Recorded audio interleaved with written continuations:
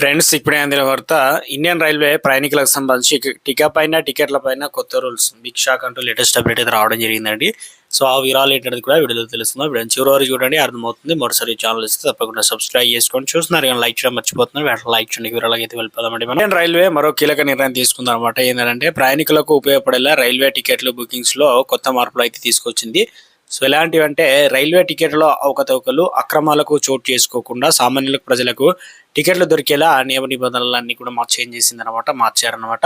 కొంతమంది ఏజెంట్లు రైల్వే టికెట్లు ఓపెన్ అవ్వగానే వెంటనే టికెట్ బుక్ చేస్తున్నారు. దీనివల్ల సామాన్య ప్రజలకు అసలు టికెట్లే దొరకడం లేదు. దీనికి అడ్డుకట్ట వేసేందుకు రైల్వే టికెట్లు బుకింగ్స్ ఆధార్ ఓటీపీని రైల్వే శాఖ తప్పనిసరి చేసిందనమాట.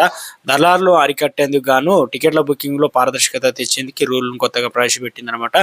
ఇక 300 రైల్లో లాంచ్ అనమాట. ప్రస్తుతానికి ఇప్పటి వరకు దేశవ్యాప్తంగా 300 రైళ్లలో టికెట్ బుకింగ్ ఆధారిత ఓటీపీ వ్యవస్థను ప్రవేశపెట్టింది. సోమవారం నుంచి ఓటీపీ ఆధారిత టికెట్ బుకింగ్ వ్యవస్థ అందుబాటులోకి అయితే వచ్చిందనమాట. దీంతో ఇక నుంచి ఓటీపీ ధృవీకరణ లేకుండా రైల్లో టికెట్ బుక్ చేసుకోలేరు. బుకింగ్ ప్రక్రియ మరింత సురక్షితంగా, పారదర్శకంగా చేసేందుకు రైల్వే శాఖ ఈ నిర్ణయం తీసుకుందనమాట. దశలవారీగా అన్ని రైళ్ల్లోనూ ఈ విధానాన్ని ప్రవేశపెట్టనున్నారు. రైల్వే రిజర్వేషన్ ఏదైతే టికెట్ కౌంటర్ టికెట్ బుక్ చేసుకోవాలని మొబైల్కి వచ్చేటువంటి ఓటీపీని చెప్పాల్సి అయితే ఉంటుంది. ఇక రైల్వే టికెట్ బుకింగ్ కౌంటర్లో టికెట్ బుక్ చేసుకునే సమయంలో మొబైల్ నెంబర్కు ఓటీపీ ఏదైతే అందించాల్సి అయితే ఉంటుంది. ఈ తర్వాతనే టికెట్లు అందిస్తారనమాట. నకిలీ బుకింగ్ ఒక వ్యక్తి ఎక్కువ సీట్లు బుక్ చేసుకోకుండా ఉండేందుకు నిర్ణయం తీసుకున్నట్లు అధికారులు తెలిపారు. త్వరలో అన్ని రైళ్లలో విస్తరణ అయితే ఉండబోతుంది.